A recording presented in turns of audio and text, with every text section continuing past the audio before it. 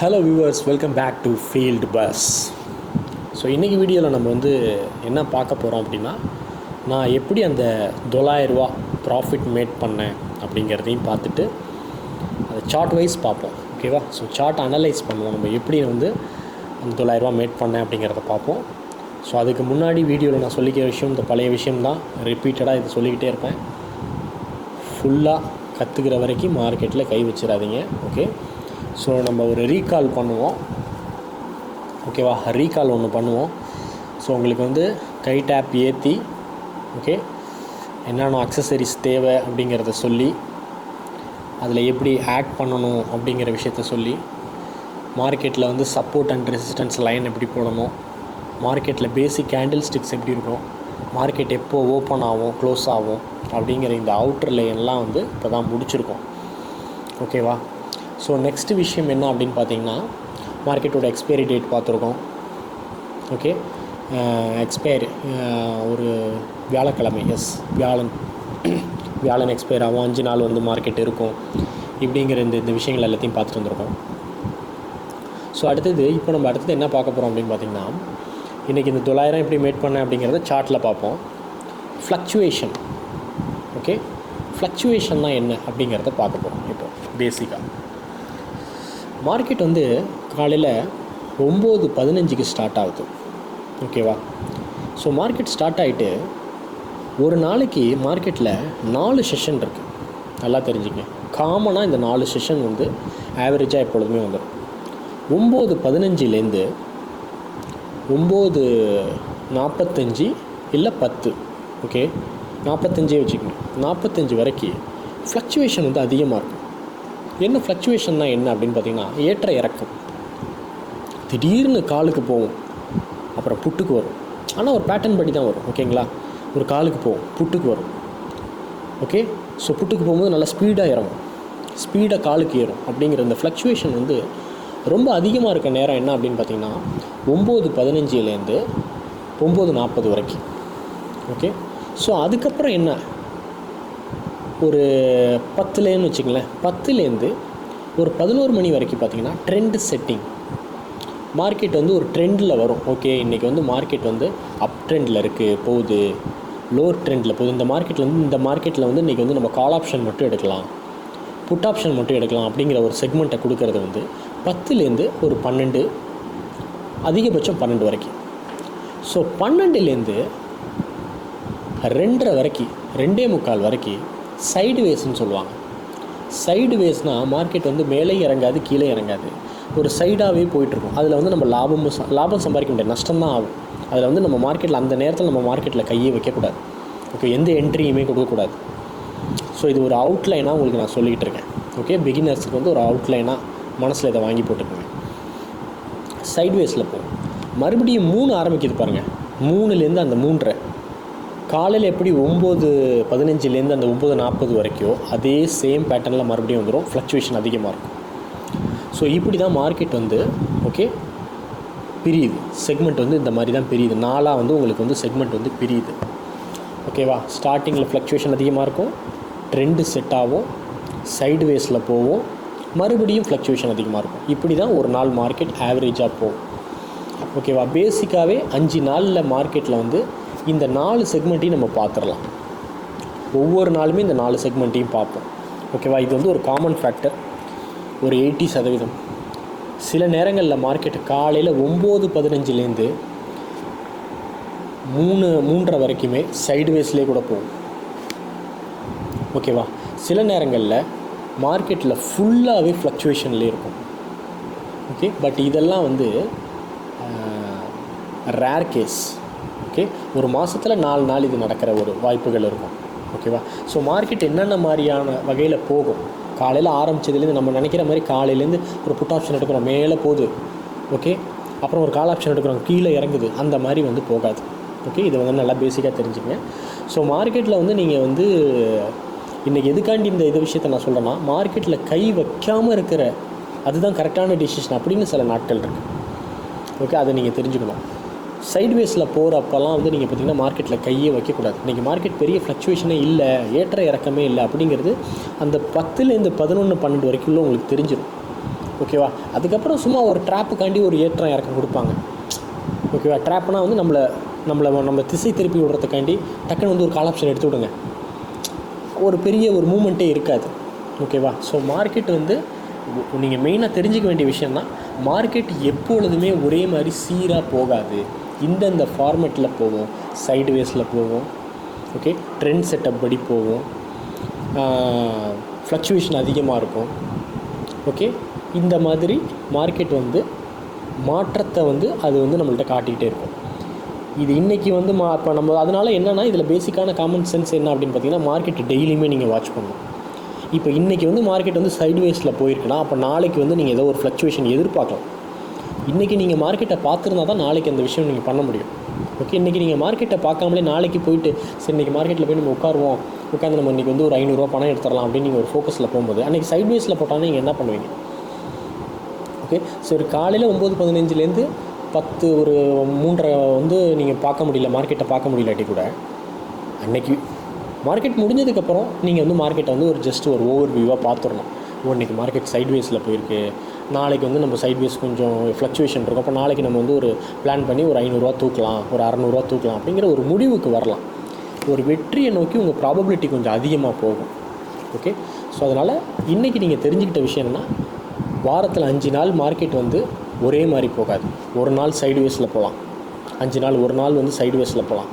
Okay, ஒரு நாள் fluctuation அதிகமாக இருக்கும், ஒரு நாள் வந்து ட்ரெண்ட் செட்டப்பில் கரெக்டாக இருக்கும். கரெக்டாக நீங்கள் ஒரு ட்ரெண்ட் லைன் போட்டு வச்சுருக்கீங்களா, ரெசிஸ்டண்ட்டு சப்போர்ட் லைன் போட்டு வச்சிங்களா, அதை பீட் பண்ணி கரெக்டாக இறங்கும், பீட் பண்ணி இறங்கும், கீழே சப்போர்ட்டில் இறங்கும் அப்படிங்கிறதுல இருக்கும். ஒரு நாள் பார்த்தீங்கன்னா வந்து கேண்டில் ஸ்டிக்ஸ் படி போகும். ரெசிஸ்டண்ட்டில் போய்ட்டு ஒரு கேண்டில் வந்து ஒரு ஸ்பின்னிங் ஸ்டாப் உருவாகுது, அப்போ கீழே தான் இறங்க போகுது அப்படின்னு கேண்டில் ஸ்டிக்ஸ் பேட்டர்னில் கரெக்டாக இறங்கும். ஓகே, ஸோ இந்த பேசிஸில் மார்க்கெட் இறங்கும். ஸோ உங்களுக்கு காமனாக எப்படி நான் இதெல்லாம் எப்படி கண்டுபிடிக்கிறது அப்படிங்கிற போது நீங்கள் பேசிக்காக ஒரே விஷயந்தான், ஒரு 3 மந்த் மார்க்கெட்டில் நீங்கள் வந்து உட்கார்ந்து பார்க்கணும்.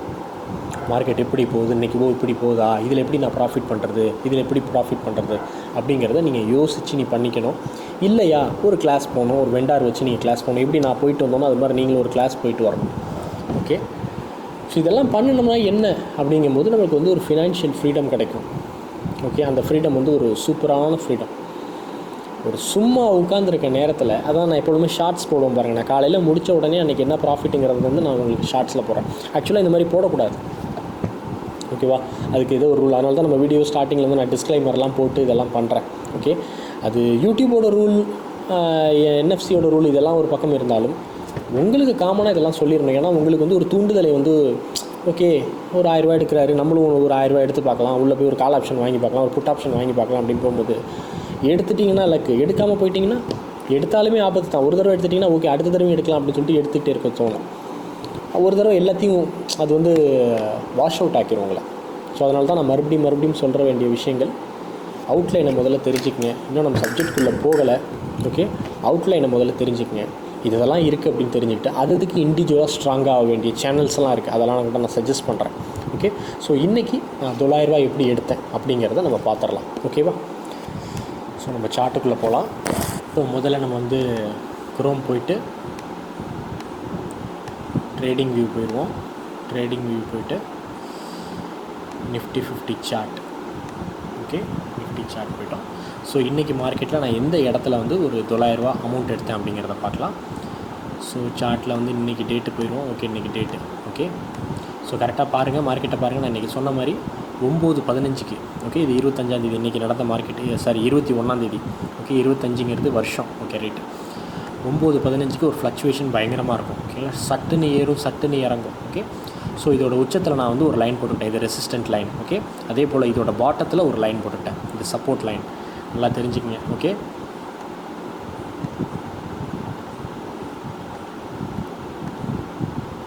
இது வந்து ஒரு ரெசிஸ்டன்ட் லைன், ஆர்னு போட்டுக்கங்க. ஓகே, ஆர்னு தச்சமே போட்டுக்கங்க. அதே போல் இதோட பாட்டத்தில் சப்போர்ட் லைன். ஓகேவா, நான் போட்டுக்கிட்டேன். ஸோ இந்த ரெசிஸ்டண்ட்டை தாண்டினா நான் அடுத்தது ஒரு டேக் ஓவர் எடுக்கலான்ட்டு. ஆனால் நான் என்ட்ரி எங்கே கொடுத்தேன் அப்படின்னு பார்த்தீங்கன்னா இந்த இடத்துல ஒரு என்ட்ரி கொடுத்துட்டேன். ஓகே, ஸோ இந்த இடத்துல ஏன்னா வந்து இது தாண்ட போது, இந்த ஃபஸ்ட்டு கேண்டில் தாண்டிச்சு, அதனால் இது தாண்ட போதுன்னு சொல்லிட்டு ஒரு கால் ஆப்ஷன் எடுத்துட்டேன். பட் வந்து ரிஜெக்ஷன் அடிச்சிருச்சு. ஸோ நான் இங்கே வந்து ஸ்டாப் லாஸ் அடிச்சிட்டேன். ஓகே, ரிட்டன் வந்துட்டேன். நான் கால் ஆப்ஷன் கொடுத்து அது புட்டில் இறங்கிருச்சுங்கிறனால எனக்கு ஸ்டார்டிங்கில் ஒரு 500 மைனஸில் போயிடுச்சு. ஸோ நான் அடுத்தது என்ன பண்ணிவிட்டேன், வெயிட் பண்ணிவிட்டு இந்த இடத்துல மறுபடியும் ஒரு கேண்டில் வந்து கால் ஆப்ஷனுக்கான ஆப்ஷன் வந்துச்சு. டக்குன்னு இந்த இடத்துல எடுத்தேன். மறுபடியும் கால் ஆப்ஷன் போயிட்டு இந்த இடத்துல பார்த்திங்கன்னா ரிஜெக்ஷன் ஆகி மறுபடியும் புட் ஆப்ஷன் வந்துருச்சு. எனக்கு கிட்டத்தட்ட 800 கிட்ட இந்த இடத்துல மைனஸ் ஆயிடுச்சு.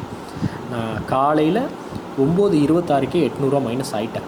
ஓகே, ஸோ நான் அடுத்தது வந்து இன்னொரு ட்ரேட் எடுக்கலான்னு போகிற நேரத்தில் அது வந்து ரிவெஞ்ச் ட்ரேட் ஆயிரும். இந்த 800 டேலி பண்ணணும் அப்படிங்கிறதுக்காண்டி வந்துடும்.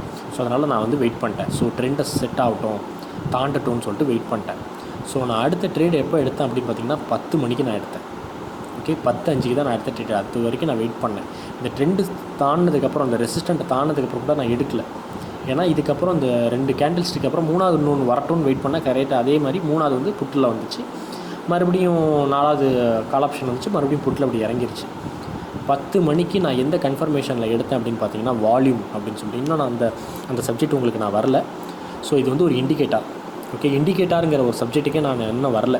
ஸோ இதில் ஒரு ஜஸ்ட்டு ஒரு ப்ரிஃபேஸ் நான் கொடுக்குறேன். இண்டிகேட்டருங்கிறது வந்து நமக்கு வந்து இண்டிகேஷன் பண்ணுறதுக்கான ஒரு டூல் மாதிரி அது. ஓகே, கால் ஆப்ஷன் வரத்துக்கு ஒரு இண்டிகேஷன் ஒரு 20% 10% அது கொடுக்கும். அந்த மாதிரி ஒரு இண்டிகேஷன் தான் இது வால்யூம் அப்படின்னு சொல்லுவாங்க.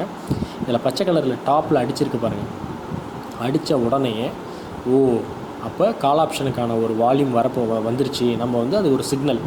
நான் டக்குன்னு இந்த இடத்துல கரெக்டாக பாருங்கள், இந்த இடத்துல எடுத்தேன். சாரி, இதை தாண்டின உடனே இந்த கேண்டிலை நான் எடுத்துட்டேன். இந்த வால்யூமை பார்த்துட்டு இந்த கேண்டில் முடிஞ்ச உடனே எடுத்துட்டேன்.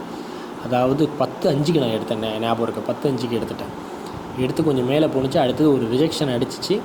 பட் இந்த வால்யூமை பேஸ் பண்ணி நான் என்ன பண்ணேன், கொஞ்சம் வெயிட் பண்ணுவோம் அப்படின்னு சொல்லிட்டு நான் வெயிட் பண்ணேன். அதே மாதிரி அடுத்தது டக்குன்னு தூக்கிட்டான். நான் இந்த இடத்துல செல் பண்ணேன். ஸோ நான் வந்து ஒரு 14 பாயிண்ட் 15 பாயிண்ட் பிடிச்சேன். இந்த இடத்துல செல் பண்ணேன். எஸ், பாயிண்ட் பிடிச்சேன். எனக்கு ஒரு 900 வந்துருச்சு. ஏற்கனவே நான் மைனஸில் இருந்த 800 போக அதை மைனஸில் போய் எனக்கு வந்து 900 வந்து முடிஞ்சிருச்சு. ஓகே, 1000 வந்துச்சு. 1000 ஸ்வாப் பண்ண வெளியில் என்ட்ரி கொடுத்த இது எக்ஸிட் ஆனேன். பட் அது ஃப்ளக்சுவேஷன் காரணமாக எனக்கு 900 கொடுத்துச்சு. ஸோ நான் இங்கெல்லாம் எக்ஸ்ட்ரா கொடுத்த என்ட்ரினால் என்னோடய ப்ரோக்கரேஜ் வந்து ஒரு 200 கிட்ட வந்துருச்சு. 270 கிட்ட வந்துருச்சு.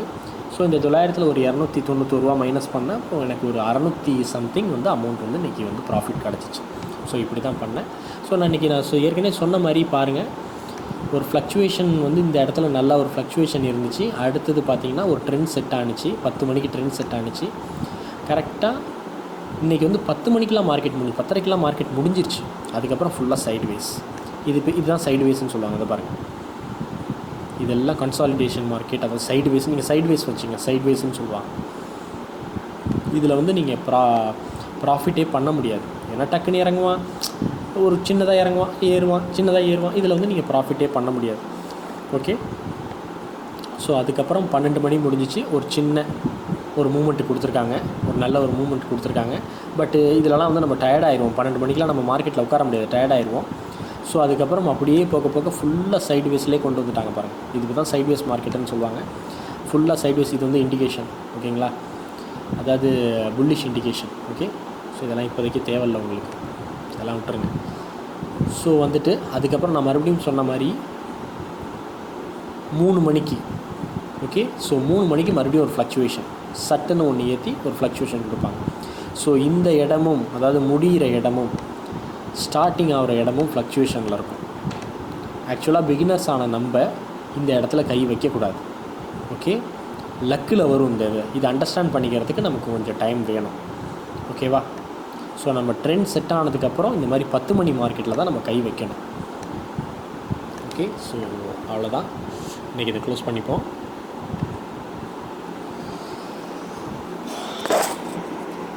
ஸோ உங்களுக்கு இன்றைக்கி நான் வந்து எப்படி வந்து ஒரு 9,000 கூட சொல்லியிருக்கோன்னு நினைக்கிறேன் ப்ரொனன்சியேஷனில். அது 900 எப்படி ப்ராஃபிட் பண்ண அப்படிங்கிறது உங்களுக்கு தெரிஞ்சிருக்கும். ஸோ இதை வந்து நீங்கள் ஒரு எஜுகேஷ்னல் பர்பஸாக பாருங்கள். ஒரு 6 மந்த் இதை வந்து எஜுகேஷ்னலாகவே இது எப்படி கற்றுக்கணும் அப்படிங்கிறதுல உங்கள் டார்கெட் பண்ணுங்கள். ஓகே, பண்ணி பார்த்துறாதீங்க. ஏன்னா அனுபவம் பேசுது. நான்லாம் வந்து ஸ்டார்டிங்கில் இந்த மாதிரி கற்றுக்காமல் ஒரு கோர்ஸ் போகாமல் நான் பாட்டு பண்ணி அமௌண்ட்டு நிறையாவே விட்டுருக்கேன். ஓகே, ஏன் அவ்வளோ தூரம் சொல்லிட்டு டேரெக்டாகவே சொல்கிறேன். ஒரு 30,000 35,000 கிட்ட விட்டுருக்கேன். தேவையில்லாமல் அதை விட்டுருக்கேன். என்னோடய ஃப்ரெண்ட்ஸ் எல்லாம் அதுக்கும் மேலே விட்டுருக்காங்க. நீங்கள் உங்கள் சைடில் உங்கள் ஃப்ரெண்ட்ஸை கேட்டிங்கன்னா இன்னும் நிறையாவே விட்டுருப்பாங்க. அதனால் நீங்கள் வந்து கரெக்டான ப்ராப்பர் வேலை கற்றுக்கிட்டு பண்ணுங்கள். ஸோ நம்ம நிறைய சப்ஜெக்ட்ஸ் கவர் பண்ணியிருக்கோம். ஓகே, அவுட்லைன் எல்லாத்தையுமே நம்ம கவர் பண்ணுறோம்னு நினைக்கிறேன். இனிமேல் கொஞ்சம் கொஞ்சமாக டெப்த்துக்கு போவோம். நம்ம அடுத்த வீடியோவில் வந்து இண்டிகேட்டர்ஸ்னால் என்ன, நம்மளுக்கு எந்த இண்டிகேட்டர்ஸ் ரொம்ப முக்கியம், ஓகே, கேண்டில் அதுக்கு பேட்டர்ன் அந்த சார்ட் வந்து எதை நோக்கி போகுது அப்படிங்கிறதுக்கு இண்டிகேட்டர்ஸுங்கிறது முக்கியம். ஓகே, இன்றைக்கி வந்து முழுமையாக மார்க்கெட் வந்து அப் ட்ரெண்டில் போகுது, டவுன் ட்ரெண்டில் போகுது அப்படின்னு சொல்லிட்டு சிபிஆர் அப்படின்னு சொல்லிட்டு இண்டிகேட்டர்ஸ்லாம் இருக்குது. ஓகேங்களா, அந்த இண்டிகேட்டர்ஸ்லாம் மூவிங் ஆவரேஜ் அப்படின்னு நிறைய இண்டிகேட்டர்ஸ்லாம் இருக்குது. அதெல்லாம் நம்ம வந்து பார்க்க போகிறோம். ஓகேவா, ஸோ அதுவரை உங்களிடம் நான் அடுத்த வீடியோவில் பார்க்கலாம். அதுவரை உங்களிடமிருந்து விடைபெறுவது உங்கள் இதயம்.